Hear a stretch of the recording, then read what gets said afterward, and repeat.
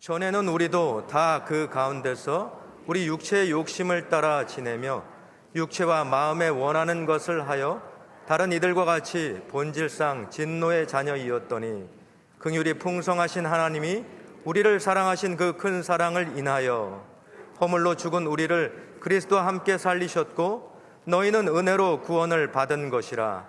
또 함께 일으키사 그리스도 예수 안에서 함께 하늘에 앉히시니 이는 그리스도 예수 안에서 우리에게 자비하심으로써 그 은혜의 지극히 풍성함을 오는 여러 세대에 나타내려 하심이라. 아멘. 2023년 표, 이제는 여러분 올해 한 해 동안에 우리가 기도 제목으로 삼고 함께 외치면서 나아가는 표, 이제는 기억하시죠? 이제는 외우셨죠? 우리 같이 표를 함께 외쳐봅시다. 시작. 믿음으로 행하고 사랑을 실천하는 교회. 다시 한번요. 좀 날씨도 이렇게 흐리고 비도 오고 그러는데요. 그러나 우리 안에 주님의 그 밝은 빛이 더욱더 환함을 보여주는 듯한 힘찬 목소리로 함께 외쳐봅니다. 시작. 믿음으로 행하고 사랑을 실천하는 교회. 아멘. 1월 1일 첫 주일부터 바로 이 표를 가지고 함께 하나님의 그 말씀의 은혜를 나누고 있습니다. 믿음으로 행하고 사랑을 실천하는 교회. 그래서 이 시대 예수의 빛이 되자고 말씀했고요. 그리고 지난 주일에는 믿음으로 행하는 이것이 왜 필요한지, 이 시대, 정말로 이 시대에 꼭 필요한 사람들은 기독교인의 정체성을 부끄러워하지 아니하고 믿음으로 굳건히 서서 사는 그러한 성도들, 그러한 교회라고 말씀드렸습니다. 그러면서 오늘 이제 사랑을 실천하는 교회, 이 하반부 이 내용을 함께 보기를 원합니다. 여러분, 우리는 하나님의 사랑을 받은 사람들입니다. 믿으시면 아멘 합시다. 하나님이 여러분들 사랑하세요. 하나님이 정말로 여러분들 사랑하세요. 그런데 하나님이 우리에게 주신 사랑이 어떤 사랑인가, 그것을 좀 자세히 알아야 되겠어요. 사랑을 실천하는 교회가 되기 위해서는 우리가 먼저 받은 이 사랑에 대한 그 확신이 있어야 되겠어요. 여기에 감동이 있고 감격이 새로워야 되겠어요. 그래서 오늘 함께 나누고자 하는 말씀은 바로 그러한 관점에서 우리가 어프로치 해보기를 원하는데요. 요한일서 3장 1절에 보니까 거기 우리말 성경 번역으로 우리를 향한 하나님의 사랑을 이렇게 증거해주고 있습니다. 같이 한번 읽어봅시다. 시작. 보십시오. 아버지께서 얼마나 큰 사랑을 우리에게 베풀어 주셨습니까? 우리가 하나님의 자녀라 불리게 됐으니 우리는 정말 하나님의 자녀입니다. 하나님의 사랑을 그냥 사랑으로 사랑이라고 말하지 않고 얼마나 큰 사랑을 그렇게 말하고 있습니다. 이 하나님의 사랑, 우리를 향한 이 하나님의 사랑을 어떻게 좀 적합한 말이 없을까? 이것을 온전히 캡처하는 그러한 말이 없을까? 그래서 여러 번역을 한번 찾아봤어요. 그런 가운데 그 voice translation, 영어 번역에 이렇게 번역한 문구가 있더라고요. Consider the kind of extravagant love the Father has lavished on us. He calls us children of God. It's true. We are His beloved children. 그래서 여기 우리를 향한 하나님의 사랑을 뭐라고 했냐면 extravagant love, 그렇게 말했어요. 이 extravagant이라는 이 단어가 사실 흔히 평상시에 사용하는 단어는 아닙니다. 그러나 특별할 때, 뭘 강조할 때 쓰는 단어인데, 이 하나님의 사랑을 이렇게 형용사 extravagant이라는 이 단어로서 capture 해보려고 노력하는 것을 여기 보면서요, extravagant, 이 말이 도대체 어떤 말인가, 언제 사용되는가 사전을 한번 찾아봤습니다. 그 웹스터 딕셔너리를 보니까요, 네 가지로 이렇게 쭉 나열을 해놨는데 그 내용을 보니까 마음에 좀 와닿더라고요. 첫 번째는요, 지나치게 낭비할 때, 정말로 너무하다, 꼭 그렇게까지 해야 되나, 지나치게 낭비할 때 extravagant라는 그 단어를 써요. 하나님의 말씀 가운데 한 사건이 딱 떠오르더라고요. 바로 한 여인이 자기의 옥합을 깨고 예수님에게 그 향유를 다 부을 때, 왜 이렇게 낭비하냐, 그렇게 제자들은 그 여인을 비난했죠. 그러나 예수님은 그 extravagant love, 정말로 그 큰 사랑을 기쁨으로 받아주셨어요. 또 과도하게 높일 때, 적당히 높이면 괜찮은데 너무 과도하게 그냥 막 높일 때 extravagant라는 말을 쓰고요. 또 상식을 벗어날 정도로 그렇게 할 때, 아니면은요 마땅하고 정당한 그 정도, 그 선을 넘어설 때요. 그래도 어느 정도 이렇게 바운더리가 있는데 그것을 그냥 확 넘어버릴 때, 그럴 때 extravagant라는 말을 사용하는데, 하나님이 우리에게 주신 사랑이 바로 그런 사랑이라는 것입니다. 우리가 생각하는 그 이상, 아니 우리가 어떻게 보면은요 어느 정도 이해가 되고 용납할 수 있는 그 이상이라는 거죠. 너무 과도하고 너무나도 상식을 뛰어넘고 선을 넘는 그런 하나님의 사랑이라고요. 어떤 저자는 이 하나님의 사랑, 이 extravagant love를요, extravagant라는 단어를 쓰지 않고 다른 말을 썼는데요, 그 문구를 읽는 순간에 와, 이렇게 표현할 수도 있겠구나, 저도 놀랐습니다. 그가 이런 말을 해요. It is wild in that it is lavishly given. 정말 하나님의 사랑은 걷잡을 수 없이 극도로 쏟아 부어주시는 사랑인데, 그 사랑을요 재미있게 그 단어로 표현했어요. It is wild. 한국말로 표현하면 야생적이라는 거예요. 그래서 하나님의 사랑이 야생적이다. 어떻게 처음에는 연관이 착 안 되는데, 그러나 정말 하나님의 이 큰 사랑이 이 정도로 우리가 평상시에 느끼고 체험하고 생각하는 그러한 스코프를 훨씬 뛰어넘는 엄청난 사랑이라는 것을 이렇게까지도 표현하는구나 할 때 I got to appreciate that. 정말 그렇게 표현하는 게 고맙더라고요. 그 저자가 이런 말을 합니다. It is unreasonable nature of God's extravagant love. 그러니까 도무지 이해가 안 되는, 우리가 받을 자격이 전혀 없는 하나님의 이 큰 사랑이라 이 말이죠. 도대체 어떤 사랑이에요? 하나님이 우리를 위해서 주신 이 사랑이 도대체 어떤 사랑이기에 이렇게 extravagant love라는 이 큰 사랑이라는 이런 말을 사용하며 표현하고 있을까요? 로마서 5장 8절에 그 하나님의 사랑을 분명하게 우리에게 선포합니다. 같이 읽어보죠. 시작. 우리가 아직 죄인 되었을 때에 그리스도께서 우리를 위하여 죽으심으로 하나님께서 우리에 대한 자기의 사랑을 확증하셨느니라. 우리가 아직 죄인 되었을 때라고 말씀하고 있어요. 그 말은 우리가 하나님의 원수였을 때, 하나님을 대적하는 에너미, 적입니다. 그런 우리를 당신의 권능으로 심판하고 멸망시키는 것이 당연한데, 하나님은 그런 우리를 향해서 오히려 마음을 활짝 열어주셨다는 거예요.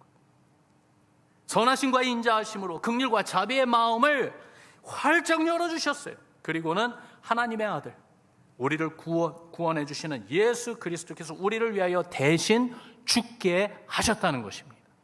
하나님의 거룩하심이, 하나님의 이 공의가 It demands the penalty of sin to be paid. 우리 죄값을 치르는 것을 요구하시기 때문에 죄가 없는 예수님께서 우리를 위하여 대신 죽으심으로 우리에 대한 하나님의 사랑을 확증하셨다, 확인하고 증거해 주셨다, 그렇게 말하고 있죠. 여러분, 이 복음, 이 하나님의 사랑, 우리가 쉽게 생각하고 넘어가서는 안 됩니다. 이 하나님의 사랑, 우리에게 증명하여 보여주신 이 사랑에 머물며 그 사랑의 깊이를 우리가 느낄 수 있어야지만이 되겠습니다. 요한복음 3장 16절은 그 하나님의 사랑이 어떻게 나타났는지 이렇게 말해주지요. 하나님이 세상을 이처럼 사랑하사 독생자를 주셨으니 이는 그를 믿는 자마다 멸망하지 않고 영생을 얻게 하려 하심이라. 그리고 그 같은 맥락으로 요한일서 4장 9절에는 또 이렇게 말씀합니다. 같이 읽습니다. 시작. 하나님의 사랑이 우리에게 이렇게 나타난 바 되었으니 하나님이 자기의 독생자를 세상에 보내심은 그로 말미암아 우리를 살리려 하심이라. 하나님의 사랑을 어떻게 표현하셨는가? 하나님의 독생자를 이 세상에 우리를 위해서 보내주셨다는 겁니다. 우리를 살리려고요. 무슨 말이냐면 죽을 수밖에 없는 우리라는 거죠. 그런데 우리를 살리시기 위해서 독생자를 우리에게 주신 그 사랑, 이 하나님의 사랑이 지금도 우리 안에 있습니다. 여러분, 놀라운 것은 예수 그리스도를 나의 구세주로 고백하는 우리의 신앙 가운데 이 하나님의 사랑이 살아서 지금도 일하고 계십니다. 변함없는, 부족함이 없는 이 완전한 사랑 말입니다. 이 사랑 안에 생명이 있어요. 이 사랑 안에 능력이 있어요. 이 사랑 안에 하나님의 권능이 있어요. 죽은 영혼을 살려내고요, 낙심하고 그리고 좌절된 그러한 심령을 이렇게 세워줍니다. 우리의 삶을 변화시킵니다. 사랑의 하나님이 어떤 분인지 그 하나님에게 자꾸 마음이 끌리게 만듭니다. 하나님의 사랑이 지금도 내 안에, 우리 가운데 일하고 계신다, 이 말이에요. 어두울수록에 빛은 더욱 밝고 강한 것처럼, 여러분, 우리가 얼마나 이 하나님의 사랑을 받을 자격이 전혀 없는 절망적인 존재였는지를 알고 더욱더 안다면은 우리에게 베푸신 하나님의 사랑이 정말 어떠한 사랑인지 새삼스럽게 더욱더 새롭게 느끼고 거기에 감동과 감격이 계속 일어날 것이에요. 그래서 본문 3절에도 보니까 우리의 본래 그 정체성에 대해서 먼저 말해주고 있어요. 우리는 어떤 존재였습니까? 3절 말씀해 보니까 전에는 우리도 다 그 가운데서 우리 육체 욕심을 따라 지내며 육체와 마음에 원하는 것을 하여 다른 이들과 같이 본질상 진노의 자녀이었더니. 우리의 정체성, 본래 우리는 어떤 존재들이었어요? 여기 분명히 말합니다. 욕심 따라 살고 자기 자신만 알고 자기 멋대로 사는 본질상 어떤 자녀라고요? 진노의 자녀라고 그래요. 진노의 자녀는 어떤 특징을 갖고 있는지 생각해 보니까 한 3가지로 정리가 되더라고요. 첫 번째, 영적 DNA에 지워버릴 수가 없는 죄성이 있습니다. 바울은 예수님 만나기 전에 자기 자신의 의로움에 대해서는 자신감을 가지고 있었던 사람이에요. 누구보다 율법에 대한 열정이 강하고 앞서가고 있었기 때문이죠. 자랑할 것이 많았어요. 그러나 다메섹으로 가는 그 길에 부활하신 예수님을 만나고 나서 그런 자신이 얼마나 착각 가운데 살았는지 알게 됩니다. 실제적으로 자기 자신이 얼마나 죄성이 그 안에 뿌리 깊이 내려져 있는지를 알게 됩니다. 그러면서 그가 주님의 은혜를 알면 알수록에 더욱더 주님을 모르던 시절뿐만이 아니라 주를 섬기며 오랜 세월이 지난 후에도 자기가 죄인 중 괴수라는 사실을 뼈저리게 느낍니다. 사도로서 수십 년을 사역을 했습니다. 예수님을 위해서 온갖 고난도 박해도 다 감당했습니다. 그러면서 하나님 나라를 세우기 위하여 복음을 전하고 교회를 개척해서 세우고 엄청나게 일을 많이 했습니다. 그 정도면 자기의 업적이 있기 때문에 그래도 이제는 많이 나아졌어, 그렇게 말할 수 있을 것 같은데 아니요. 바울은요, 주님의 은혜를 생각하면 지금도 자기 자신의 존재성에 대해선 그렇게 고백을 합니다. 디모데전서 1장 15절 하반절부터 그가 뭐라고 하는지 같이 읽어보지요. 시작. 죄인 중에 내가 괴순이라. 그러나 내가 긍휼을 입은 까닭은 예수 그리스도께서 내가 먼저 일체 오래 참으심을 보이사 영생 얻는 자들에게 본이 되게 하려 하심이라. 아멘. 그가 자기 자신에 대해서 뭐라고 얘기해요? 나는 죄인 중에 괴수다. I am the monster. I am the worst kind of all. 이게 예수님 모르고 정말 크리스찬들을 핍박하던 그 시절에만 대해서 얘기하는 것이라면 어느 정도 이해가 되겠는데 바울이 얘기하는 것은 그 말이 아니에요. 주의 사도로서 신앙이 믿음이 성숙하고 많은 성도들 앞에 본이 되는 아름다운 그러한 믿음으로 서 있는 그였건만 그래도 자기 자신을 들여다볼 때에 하나님의 은혜를 비춰서 들여다볼 때 I am the worst sinner of all. 정말 죄인 중에 괴수다. 그렇게 말을 합니다. 그런데도 하나님의 긍휼을 입어 살고 있다는 것이죠. 나 같은 사람도 긍휼히 여겨서 복음을 전하는 영광스러운 직분까지 주신 주님이신데 그렇다면 누구든지 예수님을 믿기만 하면 영생을 얻고 하나님의 영광에 참여할 수 있다는 사실을 증거하게 하고자 하나님이 나를 그렇게 사용하시는구나 고백하고 있는 거예요. 여러분, 이해가 됩니까? 이해가 됩니까? 신앙의 경력이 있고 그리고 또한 교회를 섬긴 그러한 경험도 많고요. 주위에 있는 많은 성도님들이 존경하고 따르고요. 그러한 나 자신을 보면서 주님의 은혜에 비춰진 나의 모습은 어떤 모습입니까? 아직도 나 자신에 대해서는 바울처럼 내가 죄인 중에 괴수다. 정말 그렇게 느끼고 그렇게 인정하고 그렇게 고백할 수밖에 없는 우리입니까? 아무리 겸손하고 믿음으로 강하게 서 있다가도 여러분 한순간이에요. 한순간 죄의 유혹에 넘어져 버리는 우리 아닙니까? 왜 그래요? Sinful instinct, 죄성이 우리 안에 있기 때문입니다. 그저 우리가 주님 안에서 산다는 것 그 자체가 하나님의 긍휼과 사랑 때문인 것입니다. 그래서 바울은요, 그가 감히 이런 고백을 하죠. 나는 날마다 죽노라. 이 고백이 매일 매 순간 내 안에 있는 죄성을 주의 십자가에 못 박아 죽이는 믿음으로 살겠다는 결단으로 들립니다. 주의 십자가 은혜가 아니었다면은, 주의 십자가 은혜가 아니라면은 소망이 없고 진노의 자녀인 우리라, 이 말이에요. 본질상 진노의 자녀였다는 말은 두 번째로 어둠을 좋아하고 빛을 싫어하는 존재였다는 뜻이 또 있어요. 여러분, 누가 어둠을 좋아합니까? 누가 어두운 시간을 기다립니까? 도둑 아닙니까? 범죄를 행하려는 자들 아니겠어요? 숨기고 악한 일을 도모하는 자들이요. 예수님 주위에는 죄인들이 많았어요. 그들은 자기의 죄를 숨기려 하지 않고 회개하며 주님 앞에 나왔어요. 주님의 긍휼과 자비를 간구했어요. 그런데 자기 죄를 숨기려는 사람들도 있었지요. 스스로 의롭다 여기는 종교 지도자들이었습니다. 그들에 대해서 주님이 경고하시는 말씀, 요한복음 3장 19절에 이렇게 말씀하고 있습니다. 그 정죄는 이것이니 곧 빛이 세상에 왔을 때 사람들이 자기 행위가 악함으로 빛보다 어둠을 더 사랑한 것이니라. 악한 행위를 감추려고 어둠을 더 사랑하는 죄인들, 이거는요, 아담의 후손들은 다 그 모습이 있어요. 하나님이 따먹지 말라고 하는 선악과를 따먹고 하나님이 그를 부르니까 아담이 가장 먼저 한 것은 숨었던 거예요.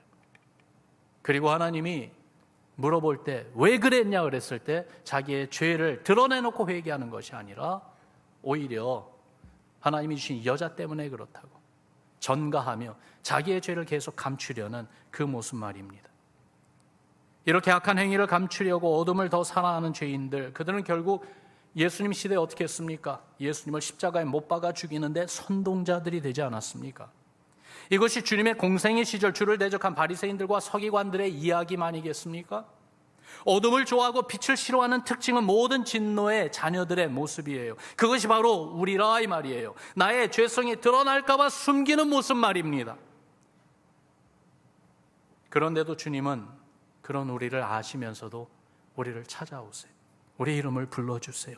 빛 가운데로 나오라고 초청해 주세요. 그래서 우리 죄를 용서받게 하시고 주의 사랑 안에 살게 해주시는 너무나도 좋으신 우리 주님이십니다. 이런 주님의 사랑을 깨닫기 시작할 때에 어찌 감동이 일어나지 않겠습니까? 본질상 진노의 자녀였다는 말은 세 번째로 마음이 돌처럼 굳어졌던 우리라는 말입니다. 에베소서 4장 18절에 보니까 그들의 총명이 어두워지고 그들 가운데 있는 무지함과 그들의 마음이 굳어짐으로 말미암아 하나님의 생명에서 떠나 있도다 그랬어요. 정말 무지하고 마음이 굳어져 있으니까 하나님의 생명에서 떠나 있게 된다고 해요. 마음이 굳어지면 어떤 현상이 일어날까요? 바로 그 다음 19절에 보면 이렇게 말하고 있어요. 그들이 감각 없는 자가 되어 자신을 방탕에 방임하여 모든 더러운 것을 욕심으로 행하되. 그러니까 마음이 굳어지면은요, 느끼는 것이 사라져요. 하나님의 말씀을 들어도 하나님의 사랑을 선포하고 하나님의 은혜를 이야기해줘도 느껴지지가 않아요. 감각이 없어져요. 그러면서 본능적으로 행합니다. 자기 욕심 따라 자기 멋대로 그렇게 방탕한 것, 더러운 것 분별 없이 그저 욕심에 끌려 살아가는 모습이죠. 마음이 굳어지니까요, 하나님의 말씀만 들리는 것이 아니라 다른 사람의 말도 들리질 않습니다. 교만해집니다. 그래서 하나님의 말씀, 경고와 공고의 말씀을 받아도 아무 감각이 없으니까 깨달음도 없고 두려움도 없어요. 성경의 인물 가운데 이것을 대표적으로 보여준 사람이 누구냐 하면은 모세 시대 애굽의 왕이었던 바로입니다. 그는 자기 눈앞에 펼쳐지는 이 무서운 재앙이 한두 개도 아니고 9개, 10가지의 재앙이 막 쏟아지는 그 현상을 보면서, 그러면서도 그의 마음은 굳어졌어요. 그러니까 그 모든 것을 무시하고 모세를 통해 주신 하나님의 경고의 말씀도 무시하고 멸망의 길을 간 것입니다. 그런데 여러분, 이런 모습이 바로 여러분과 저의 모습이라는 사실이에요. 그렇게 우리가 하나님을 대적하던 우리였다 이 말이지요. 그런데 하나님은 이런 우리를 당신의 공의와 심판으로 대하지 아니하시고 하나님의 사랑과 은혜로 대해 주셨어요. 에스겔서 36장에 보면은 이런 약속의 말씀이 있어요.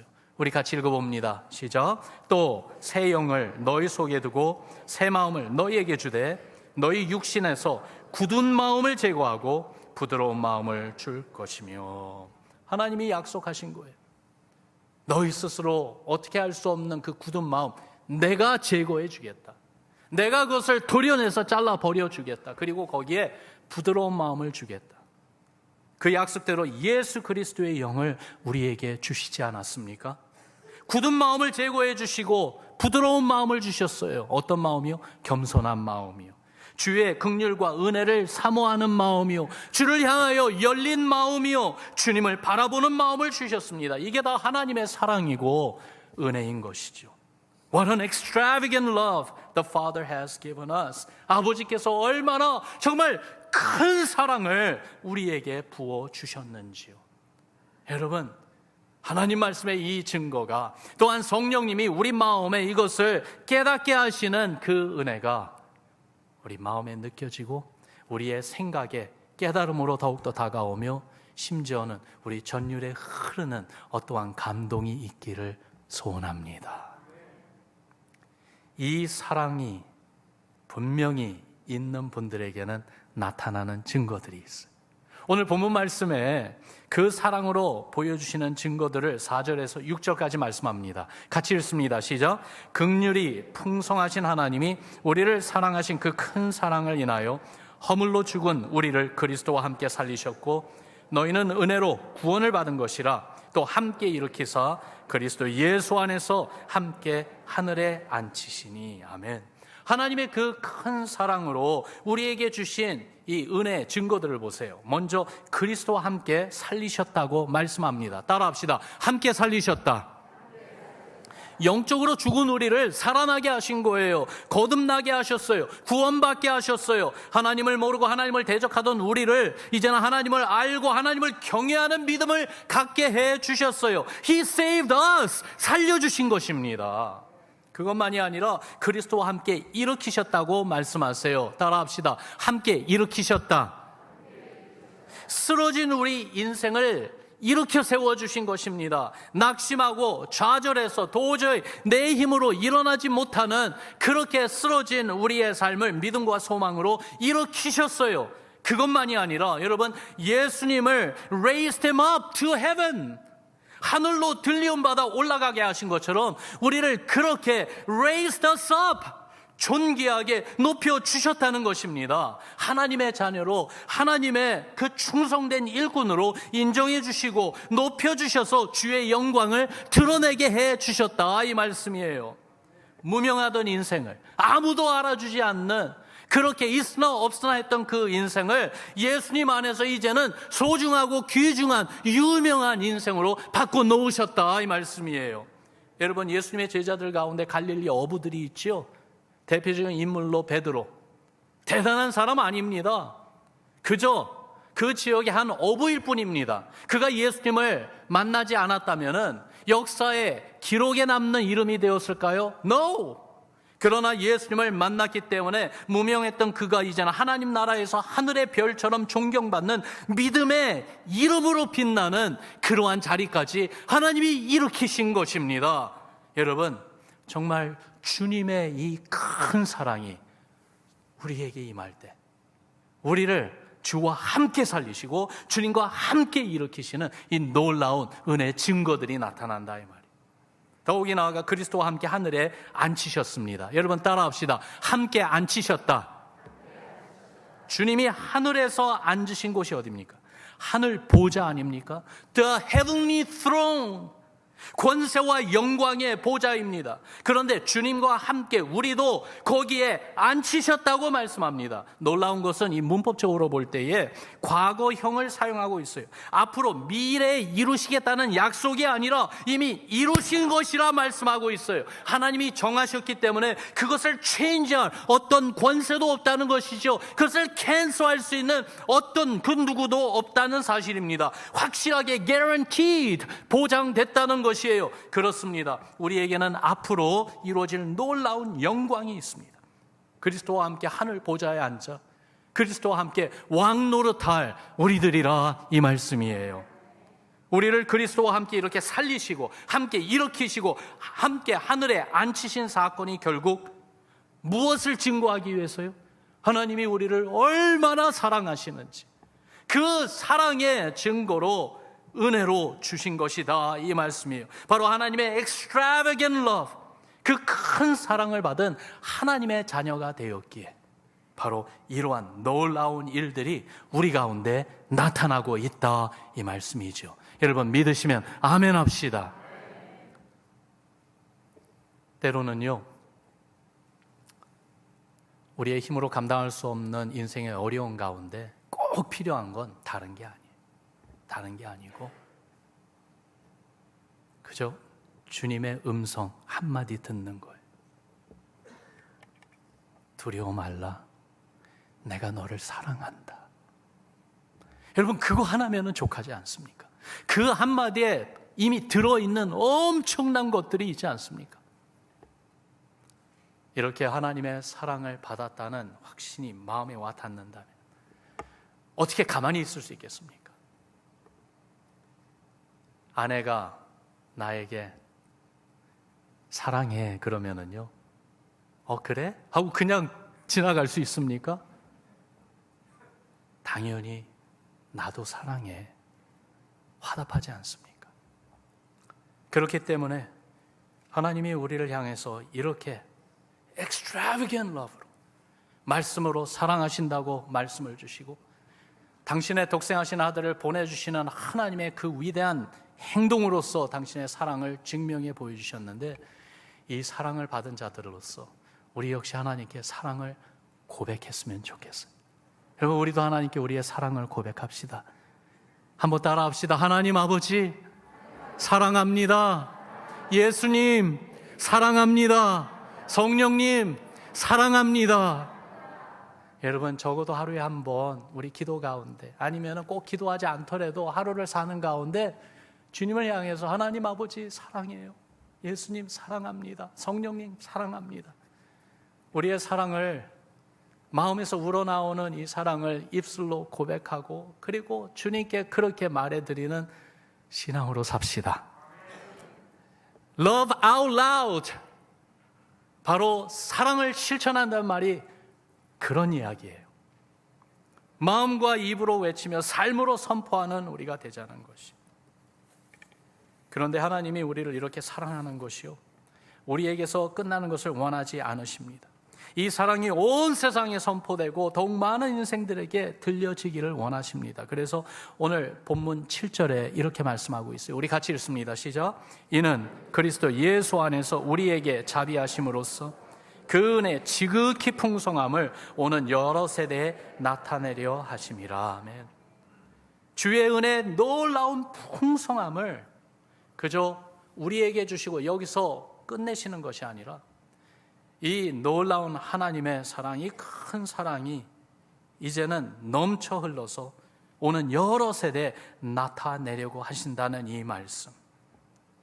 여러분 이 말씀을 다시 한번 10절에 내려가서 또 이렇게 강조하면서 말씀하세요.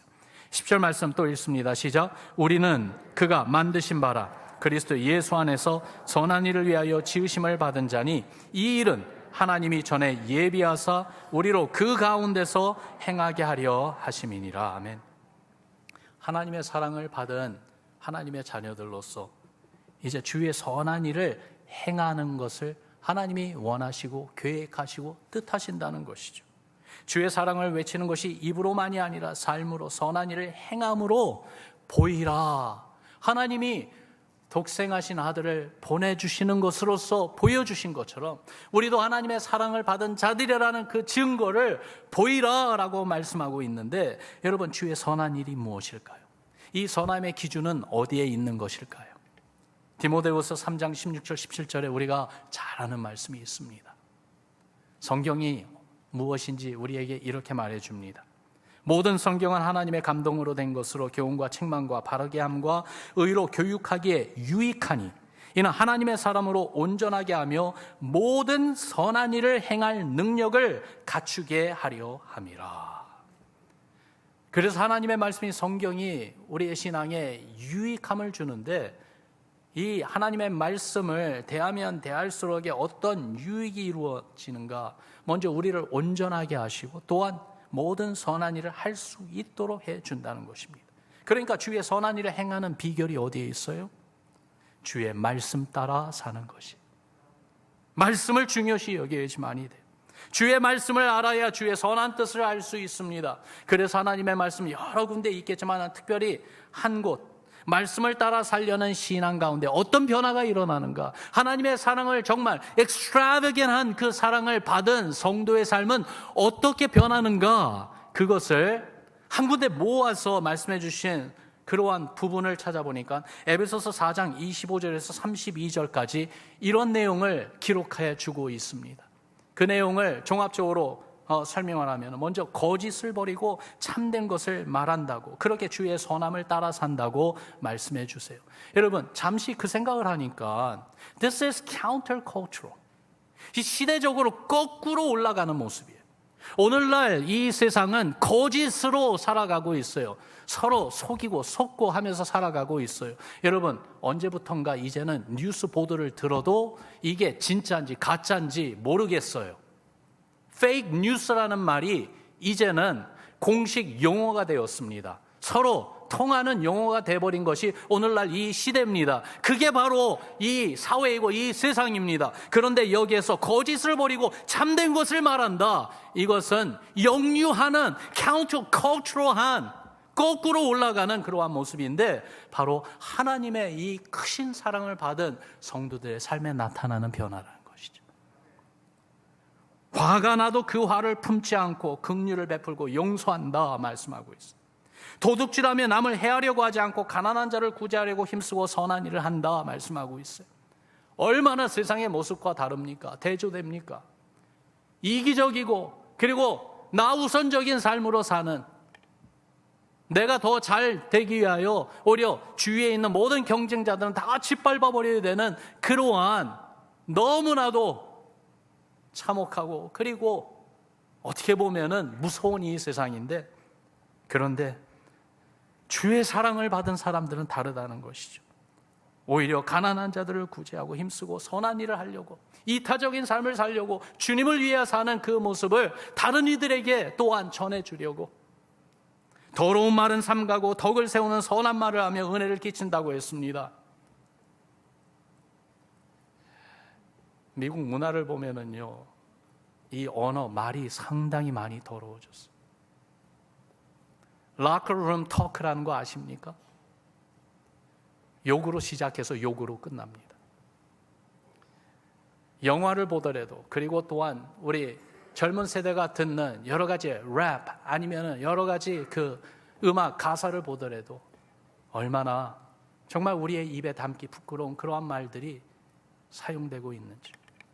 그런데 이러한 더러운 말을 삼가고 오히려 어떤 말을 한다고요? 덕을 세우는 선한 말, 은혜를 끼치는 말, 위로해주고 격려해주고 하나님의 사랑을 증거하는 말, 이 언어가 바뀐다는 거예요.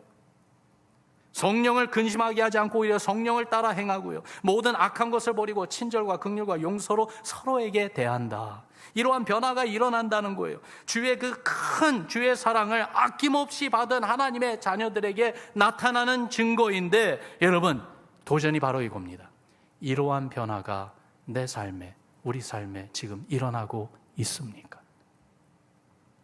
정말 주의 사랑받은 증거들이 우리 가운데 넘치고 있습니까? 주의 사랑을 실천하는 우리 신앙, 우리 교회 되기를 주님의 이름으로 축원합니다. 그러기 위해서요, 우리 힘, 우리 노력으로 하는 거 아니에요. 하나님의 사랑을 받으면 주님의 사랑은요, 지금도 한없이 우리에게 쏟아 부어지고 있습니다. 정말로 그 사랑을 사모하며 extravagant love, 그 사랑을 느끼고 체험하도록 주여 내 마음을 열어주소서. 주의 성령으로 내 가운데, 내 삶 가운데 일하여 주옵소서. 사모하고 간구하고 부르짖을 때에 여러분 주님의 사랑을 정말로 알게 될 줄로 믿습니다. 우리 교회가 올해는요, 이 주님의 사랑을 함께 실천하며 Love Out Loud 한번 해보고 싶어요. 그래서 Love Milpitas 프로젝트를 계획하고 있습니다. 우리 교회가 있는 이 밀피라스 시요 보니까 인구가 8만이 조금 넘어요. 그 가운데 인구 분포도를 보니까 68%가 에이시안입니다. 중국에서, 필리핀에서, 그리고 월남에서 온 분들. 우리와 피부 색깔도 거의 비슷하고 또한 얼굴 모습도 거의 비슷한 그러한 분들, 그 가운데 많은 분들이 여기서 태어나서 자란 2세가 아니라 본토에서 온 이민자들이에요. 다시 말해서 우리와 너무나도 비슷한 사람들이 많이 있어요. 그런데 그 많은 사람들이 영적 어둠 가운데 있어요. 하나님의 사랑을 모르고 있어요.